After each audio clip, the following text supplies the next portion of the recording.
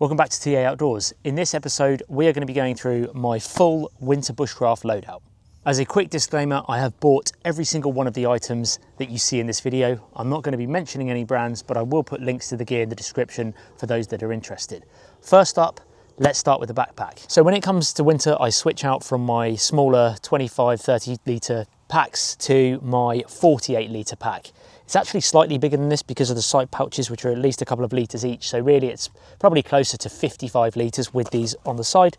They are removable if I don't need them, but in winter, they're very handy. On the front of my back here, I keep my small hatchet. This is a lightweight 14-inch handle, about 600 gram head. Overall with the sheath, it's probably about 800 grams.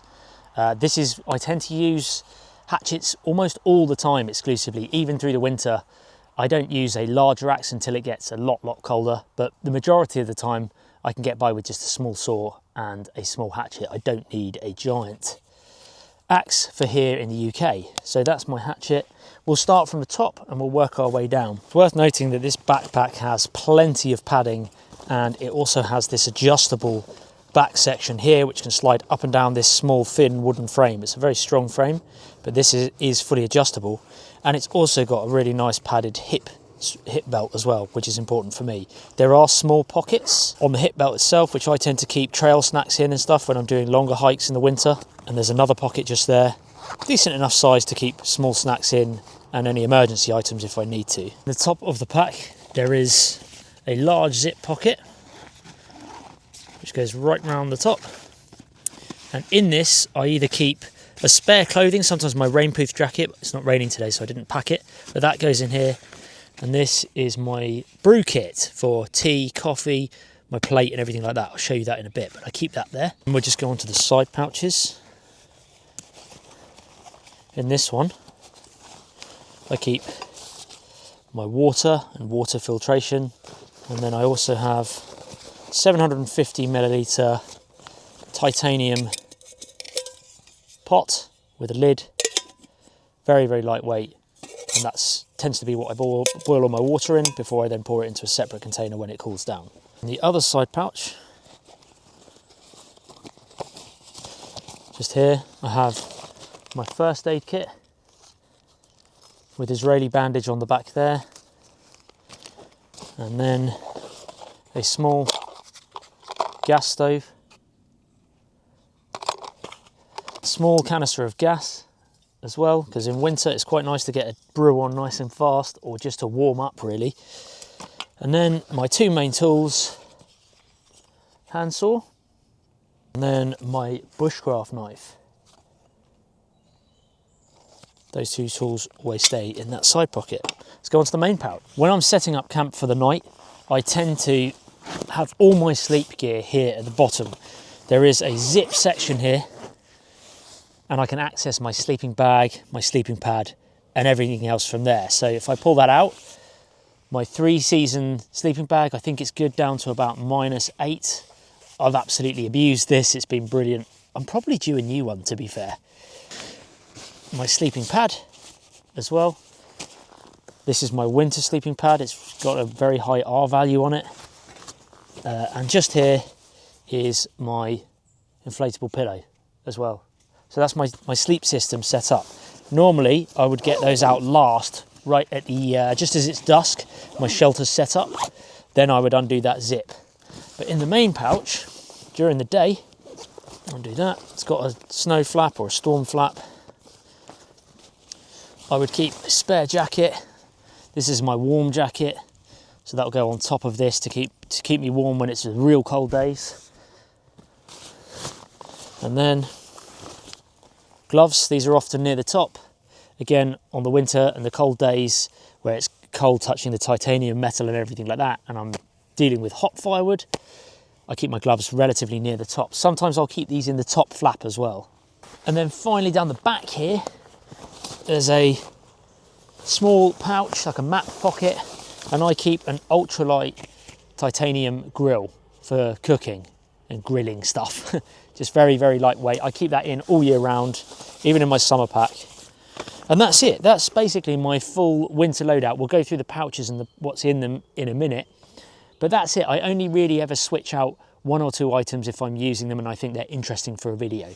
But the core of my pack will almost always stay with all of that. That's it. I won't really change much out, just the odd item for filming purposes. Okay, so this is my most used pouch by far. This is my Possibles pouch, and it has a lot of very important items in it, as you can see. So we'll start from this pocket here. I've got some small kind of Siloam light sticks. These are just handy. I don't use them, to be honest, but they're just handy to have if I need to put them on, tie them to zips, or if I'm night fishing and things like that. I've got them as emergency backup. This is quite well used piece of kit. In this Ziploc bag is the majority of my fire lighting material, my man-made sort of tinders, and you can see that we've got these waxed papers which I've used in my videos recently. I've got some storm matches, a number of storm matches, waterproof matches, all of them in there, and then this fire lighting card as well. It's like a waxed card, burns really, really well. I keep all of these inside a Ziploc bag to make sure that no moisture, because winter it's very damp here in the UK, no moisture gets to my gear, gets to within this and makes it quite damp and a little bit trickier to light. So I've always got that stuff, the tinder, in a Ziploc bag that's sealed. It'll always stay dry even in torrential rain. That's that pocket. In this pocket here I have 2 lighters, because it's always good to have a backup if one breaks or gets too wet. And then I also have these little pegs, which are actually, I use these quite a lot when my socks and stuff gets wet, various gear that I need to dry out. I just tie out a line, they clip onto this little bit of paper here. They're actually really useful. They're only small, they're very lightweight being wooden, and I dry a lot of gear with these. So they clip onto that card there. Then I have my head torch. Very, very well used item in the winter, dark at 4 PM here in the UK. This gets used all of the time. It's a rechargeable one. I'll link to any gear in the description. There's the USB ports for it. It's a brilliant little head torch, this. It's got these rubberized grips on the inside here, which really, really helps to just grip it to your head and it doesn't slip off when you're leaning forward. But that's my head torch. Often I'll put that in the top pocket of my pouch once it's getting towards dusk as well, so it's just easier to get to. My fire steel. This is one you've seen me use loads in my videos. But there's the fire steel itself. It's got a striker as well, and some waxed jute twine that comes with it that burns for a very, very long time. You just mash it up, the fibres, throw sparks onto it, and it lights up really well. It's also got this tube here, which this actually slots through normally, and you can use the tube to blow through to get more oxygen into your fire as well. So it's sort of a heavy duty one, but for me it's brilliant, and it's great in the rain as well. So fire steel if I want to do the bushcrafty stuff. Then I've got bits of paracord here. I use this to tie ridge lines and things, or if I need to tie out some more extendable guy lines for the tarp. If I can't get to a tree that's, you know, too far away, I can extend it with this. It's used for all sorts. Bow drill, I have some bank line here, number 36 bank line, and this is used more for bow drill fires and just things where I don't want the knots slipping as much, because sometimes with paracord the knots can slip, but it bites a lot more when it's with the bank line, so I keep that there as well. This is end of the world type match. It's basically a blast, like a giant match that's almost like a flare. I used it in a video last year at some point. This is my emergency backup if my lighters don't work. This is, you just pull that ring, the ring pull, and it's a hot flare fire comes out, and that's for when an SHTF situation.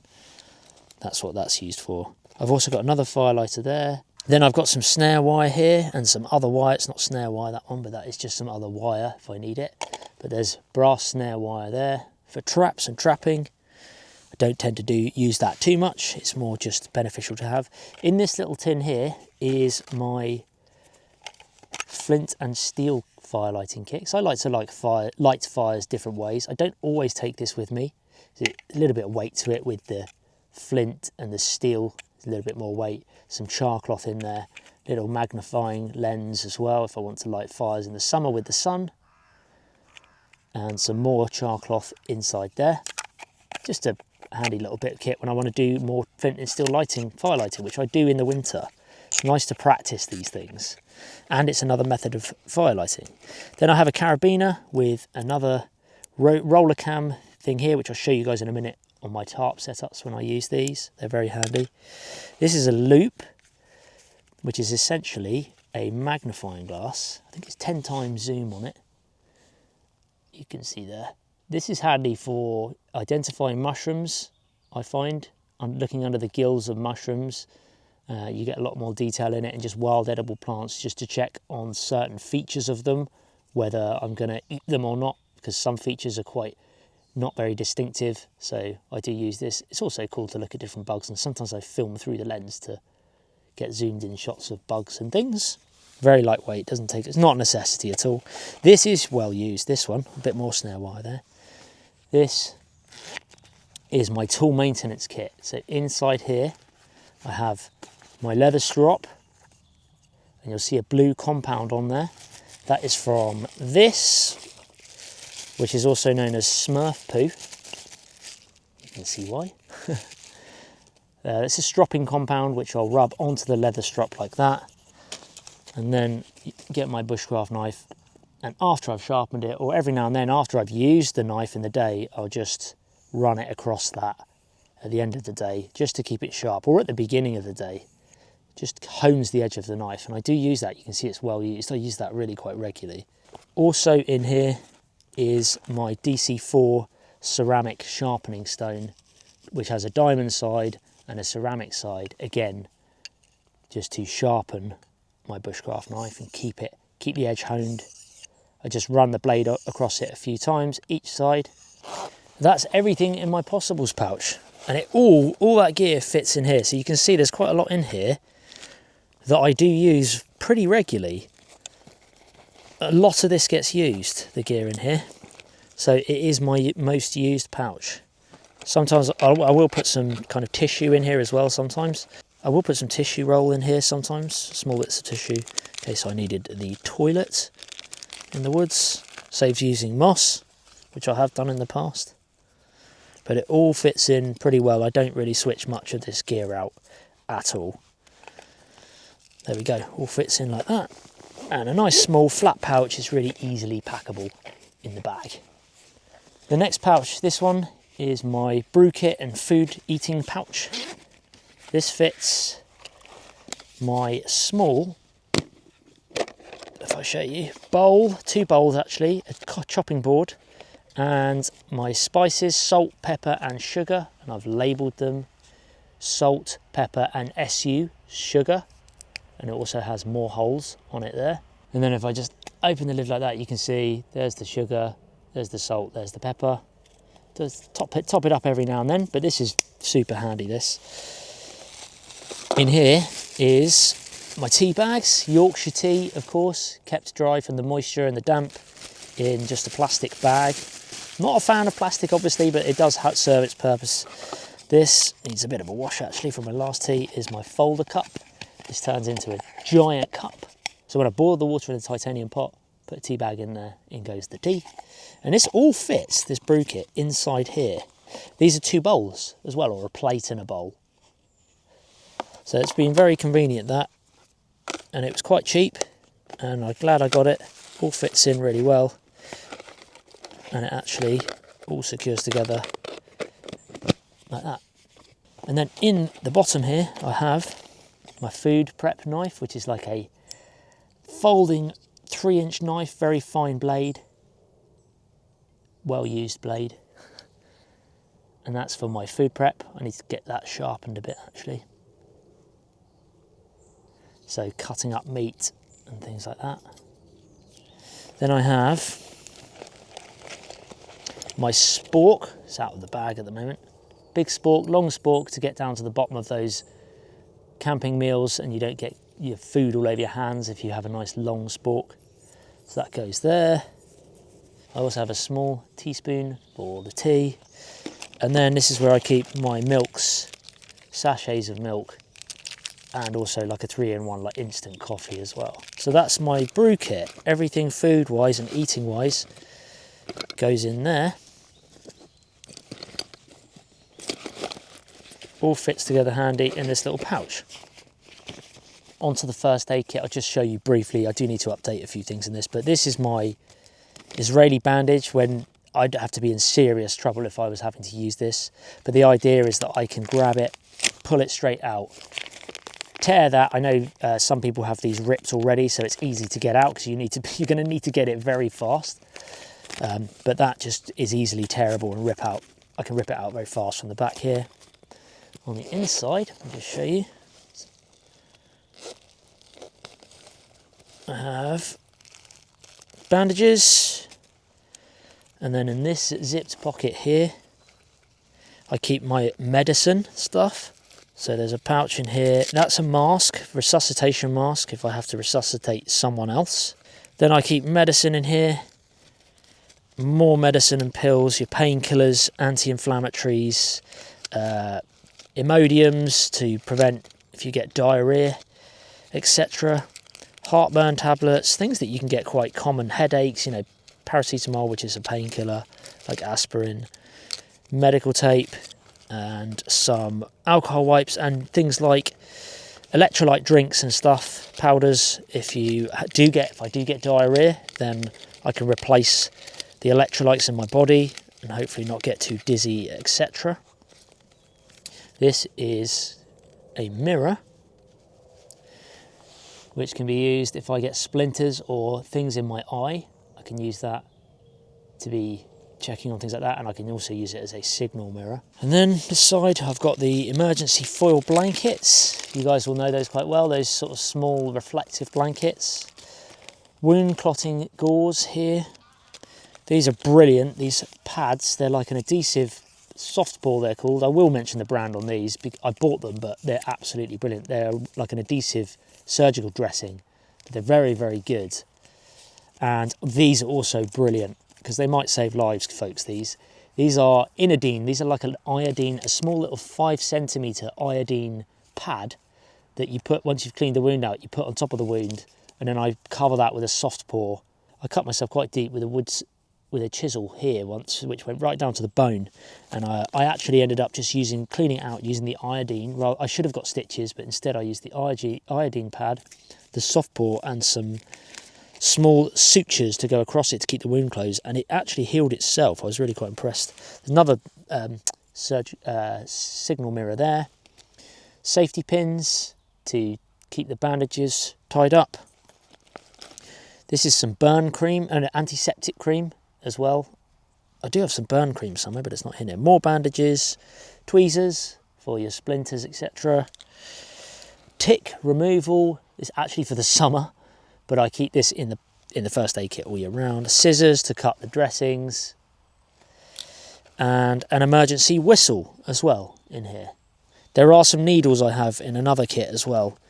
I think they're buried down here. But that's it. That's the basics of my first aid kit. I hope I never have to use this, but it's there. In my tarp bag, I keep it in a waterproof stuff sack. I don't fold it, I just shove it in there. It's all creased up, but it doesn't matter because it stretches out. And then on the top, I leave my guy lines loose. I have these roller cam rope pulleys, which are brilliant if I need to use them. I don't always use them. It just saves doing a lot of knots, especially like a ridge line and things like that. I can just use these. It saves you doing a kind of trucker's hitch or a Siberian hitch on the ridge line. The way these work is you put your cordage through there. That's why it's brilliant with paracord. There's little teeth there's a brass roller, and then there's little teeth on there, and it pulls really easily one way and totally locks the other way. You just have to push that lever to loosen it. So super quick to tighten up knots and tarps and guy lines. You just pull it really tight, and then it's locked, and then you loosen it by just pressing that down. And it's got a little carabiner clip here to clip on to various loops, etc. on your tarp. These are brilliant pieces of kit, and I keep them kind of all tucked in together, just looped in and snapped in on each other like that. Got about 4 or 5 of them. There's one in the other kit as well. And on the top, like I say, depending on what tarp shelter I do, I'll keep my ridge line. This is the top ridge line, the biggest one, and these are the guy lines here. And I also have my prusik loops here already pre-tied, ready to make prusik knots as well. There's a few there. So that sits on top of the tarp. So the cordage is the first thing that I get out, as well as the roller cam pulleys if I need them. And then I just stuff it and crush it, squeeze all the air out, and this is totally waterproof. Like that. This is the small grill that I use. It just fits in really, it's so light being titanium. But it's ideal because it's big enough to get a kind of steak that side, or your slab of meat that side, and any vegetables that you want to grill that side. For me, it's kind of been perfect. But like I say, I switch a lot of my cooking items out depending on what episode I make. This just stays in my bag all the time. If I catch a fish when I'm fishing, I can just grill it straight away on here, no problem. These are fantastic. So they're leather gloves. They're well worn now. They're a good few years old. But on the inside, and this is the key thing on this Velcro, this is what makes them so warm. They have a liner, and it's a wool liner like that. Again, I need to wash these, but this wool liner is a godsend in the winter. It's really, really, really nice. You can see it's all kind of stained where I've used the leather wax to keep the gloves supple. But in the summer, I'll take these out, and then when I'm dealing with hot logs, I've just got the leather glove itself. It does make it a bit more pliable, malleable, but in the winter, I will wash these, I'll have them ready, slip them in the glove like that, and then there's little Velcro bits which automatically kind of stick to it. On the inside, it's great, so then I can pull my glove off and they stay in. Highly, highly recommend a decent pair of leather gloves, because when you're dealing with campfires all the time, you know, you're going to burn yourself. These are just starting to wear down and break on the stitching. I need to re-stitch a lot of these in the corners. Bushcraft knife. It's actually made with the 100-year-old ash wood. The handle is the 100-year-old ash from my woodland.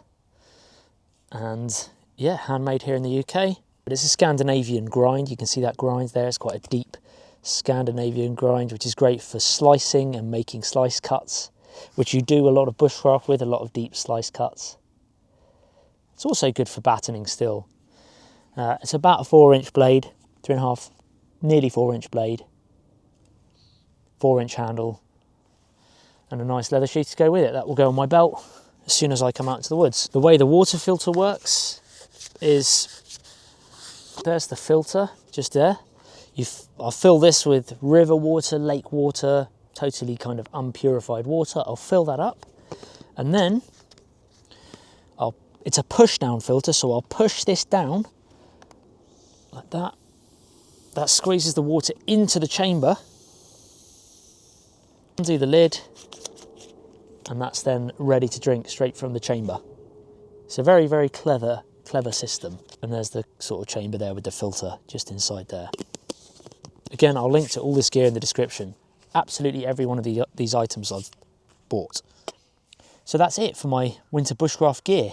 It all fits really easily in this backpack, and I even have a little bit more space for my tripod, my camera tripod and camera bag to go in there too. But other than that, that's pretty much it. I might also add in an extra litre water bottle depending on how long I'm out for. If I'm overnighting or 2 nights, then obviously I add more water if I need to, if I know there's no water source there. But for the majority of the time, this is literally the gear. I'll show you how I pack it. Make sure the bottom is zipped up first. Normally, I'll always pack my sleeping gear first. It also helps to fill the bag out, so I know. Sleeping bag first. That will just give the bag a bit of shape. Sleeping pad on top of that, like this. Or vertical, it depends. Pillow, I'll shove right down into the corners here, like that. Then, it's normally the tarp. It depends as well on the weather. If it's really raining all day, then my shelter's going to be nearer the top. Get that wedged down. This grill goes down the back of the backpack, like that.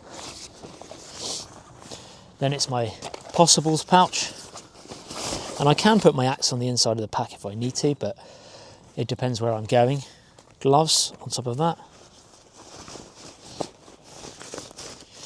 Thermal warm fleece on top of that. Sometimes, again, if it's raining, I'll put this fleece, this jacket, in a stuff sack dry bag to keep it dry. That compresses down there. That's my main pocket. One side pouch, I use the lid first to shape the pouch, keep the shape.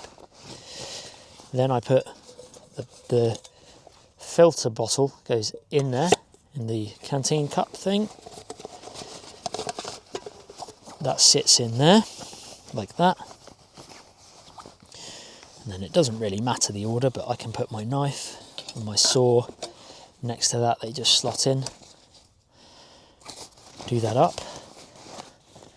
That's one side. Flip it over.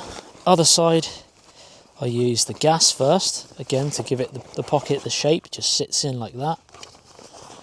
Gas stove, first aid near the top for when I need it,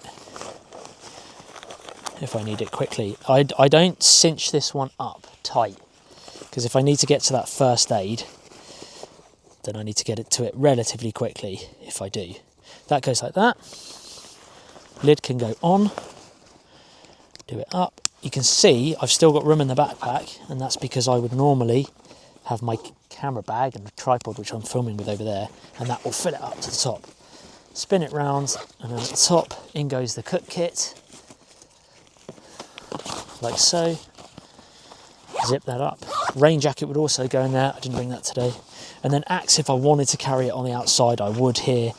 Depending where I'm going, I'll sometimes put it on the inside if it's really raining. That's it, that's my full winter bushcraft loadout. Hope you guys enjoyed the episode. Feel free to subscribe if you did. There's plenty more videos like this. I haven't done a gear related one for a very, very long time, and I appreciate lots of people ask me in the comments, what is what gear do you use? So everything you need to know is in the video description below. Thank you so much for watching. I really appreciate it, and I'll see you guys real soon.